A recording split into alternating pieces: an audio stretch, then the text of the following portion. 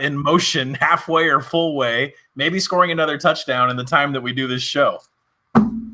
Yeah, I mean, let's first start. I mean, Alabama's up 35-17.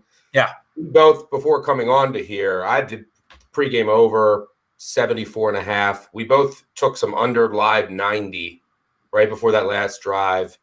Alabama gets the ball to start the second half.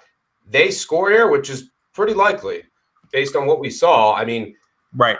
DeVonta Smith has more yards than Ohio State, more touchdowns than Ohio State. Then they're going to go up. They're going to be up 25, with, say, 10, 11 minutes to go. We think that they're going to go Notre Dame treatment, heavy run.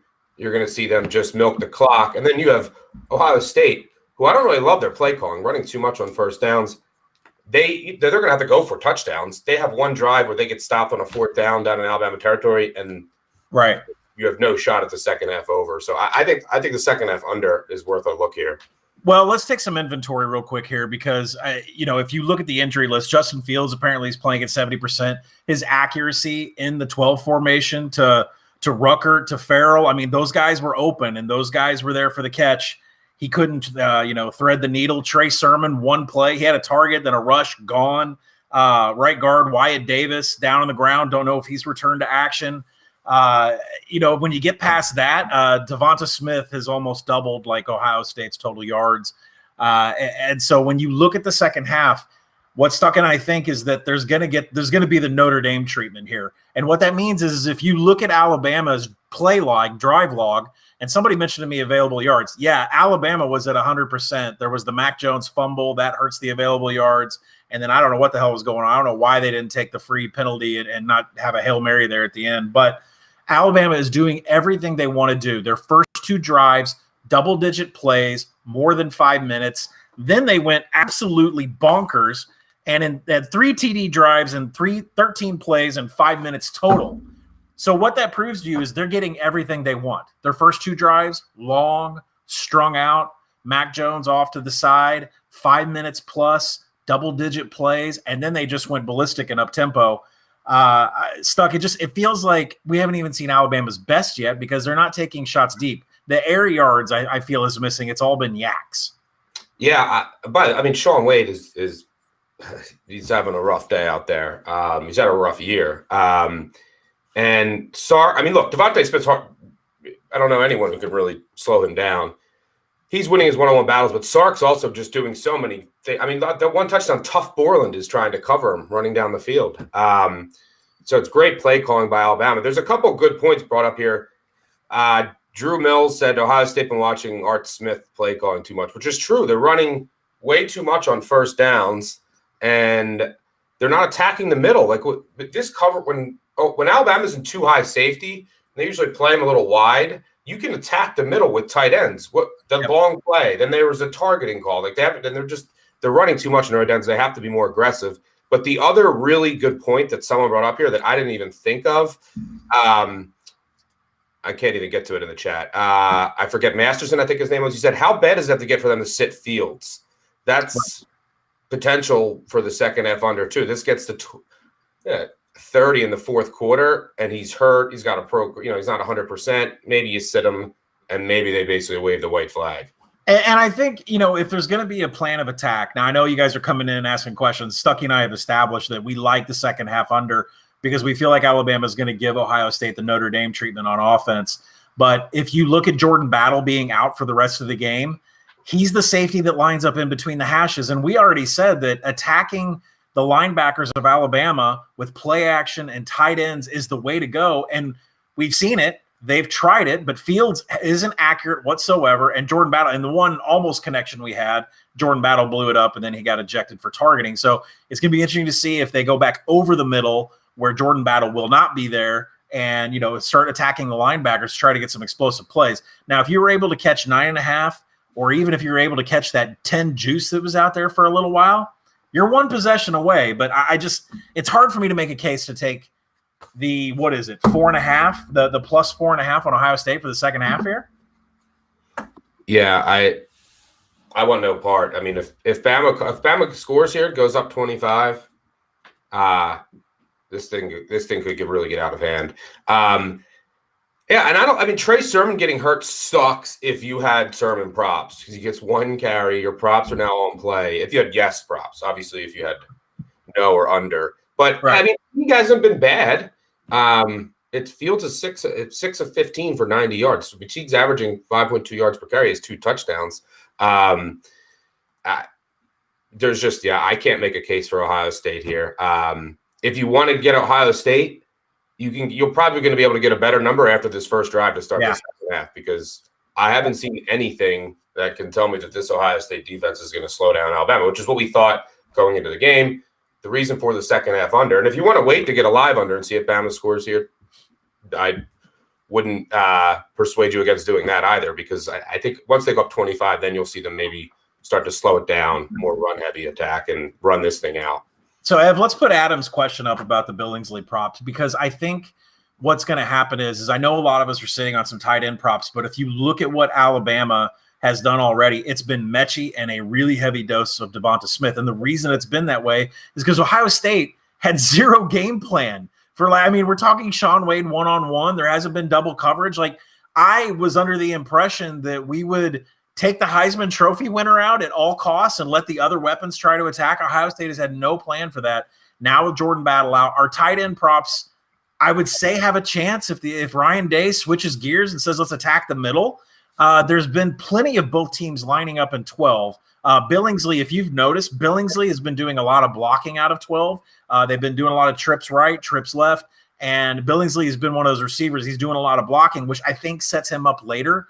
So I wouldn't sweat the tight end props yet, but we need Ohio State to start attacking the middle. Yeah, I mean, they had the one big play to get one of the overs in for one of the tight end props. But, yeah, I would imagine that they thought maybe that Shaun Wade was going to maybe give Devonta Smith a battle. They cannot think that now. So I would assume that they have to give him all the help in the world. But a lot of it's also, there's some great play calling by Sark, great play design, getting him in space, getting him matched up, not just against Wade, but linebackers. And they're just getting the ball in space, and he's absolutely dominating. He had 12 catches and 3 touchdowns in the first half.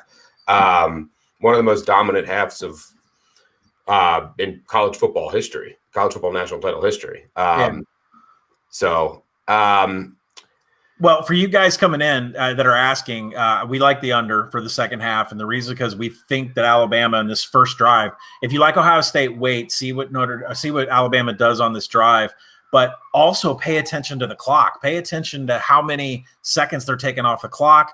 Is it whipping out to the side, or are we going to use 3 plays to get a first down? So, like, tempo and pace is really important here. But I think if you're going to bet Ohio State, you're going to wait till after this drive. If you're not comfortable taking in a second half under now, maybe you get quick points out of Alabama here. I'm not sure they try to strike fast. I think it's a 5-minute drive and however many plays. So I definitely like the under here in the second half. Yeah, because then if they go down on a 6-minute drive and they end up with a field goal, you were going to regret not taking. And then they're up 21. You're going to regret not taking the second half under. Not something I love. The second half under. My biggest position in the game is the game over. And someone asked under 100.5 at minus 650. No, I don't really like that, because what Ohio State's going to have to start doing is, because the risk there is this game will shoot over if Ohio State gets back into it, and then it'll go over 100. So what your risk there is what Ohio State has to start. They have to start blitzing defensive backs, right? They're not getting their best defensive linemen are out. They're not getting natural pressure. Their most successful defensive play was that blitz that caused a fumble. They're clearly not going to stop Alabama in their base defense. They clearly can't match up on the outside. They have to get ultra aggressive on defense. They have to try to force a turnover here. They have to maybe kick an onside kick. It might be maybe the most obvious onside kick opportunity of all time. I don't know if they'll actually try it. But if Ohio State actually gets back into this and makes it a 7 to 10 point game, this thing will fly over. They could be trading possessions. Now, there's some props out there. If you guys are betting on DK right now on DraftKings, there are some props out there for who will be the next Alabama touchdown scorer, who will be the next Ohio State touchdown scorer. Let's start with Ohio State. I think if they're going to attack and they're going to be successful, it's either Justin Fields taking off on his own. I know Master Teague, he's at plus 225. He's got plenty of touchdowns, but they need to go. I think they're going to feel the pressure to go up tempo here and get it through the air. Luke Farrell is 20-1 as the next Ohio State scorer. He was a touchdown target in their last game in the semifinal against Clemson. He's been targeted here a couple times. It just hasn't been able to connect. So 20-1 certainly has value for a guy that's already been targeted tonight, has caught TD passes before. Ruckert, a little bit less at plus 550. But I think in combination with Fields, who's at plus 525 on the ground, I think that's some pretty good value, especially with Jordan Battle out over the middle. That really helps the tight ends of Ohio State than it does more than Olave and Wilson for Ohio State scoring first TD. Do you have any thoughts on Ohio State's next TD score? Yeah, I would go Ohio State tight end. Whether you want to go Ruckert or Farrell, I think that's a great call. The risky thing with like a Fields rushing props or anything like that is they really could pull them. But then if you have a backup coming in at one point, if it gets way out of hand, backups tend to feel comfortable throwing to tight ends too over the middle, and Alabama will be playing back at that time. So I think in general, a lot of tight end props if you can get them for the second half. Someone also asked, Mechie receiving yards over or Harris rushing yards over? If I had to choose, I would probably go Harris. Yeah, me too. Absolutely. I think Mechie, I thought he got hurt. He came back out and he's still getting a target. I thought he got hurt at one point, but the thing that's shocking me is I'm watching Devontae Smith block when Mechie's getting like targets, like Mechie's the best blocker out of the wide receiver corps. So I would definitely go the other way there. Let me run some numbers on Alabama TD score. They're going to have the ball first. They got Devonta at plus 175, Najee Harris at plus 200. Billingsley at 1,000. Everybody else after that, more than 10-1. Do you have a feel? I haven't seen a tight end targeted yet, and I don't think they're going to pull away from Devontae Smith until it gets stopped. So I would say square out and plus 175 here, or I don't know. What do you think? I would assume that Ohio State has to make sure that they don't get beat by Smith at all costs. Does Alabama use him as a decoy early here, knowing that? So I would go separate. Maybe Forrestall or I think you can get a little crazy with Alabama, but who knows? Maybe they just want to get Devontae Smith 11 touchdowns today. But yeah, I think any final thoughts here? We got a minute. Put Alex Kramer, Ev. Put Alex Kramer's question up there. First play from scrimmage to be a rush. Considering Alabama's coming out, they get the ball first. I believe that they rushed on more than they passed on their first down. Minus 155 holds some value when you look at the play log. So, yeah, I would actually look for them to extend the clock here in the first drive. Yeah. All right. We're getting too many questions about the Browns in the chat, so I feel like that's time. Ohio State fans might have already moved on to next weekend. We'll have much more in the NFL during the week. But thanks, everyone, for joining us. Good luck with whatever you have in the second half, and enjoy the final half of college football until next year. Good luck, guys. Cheers.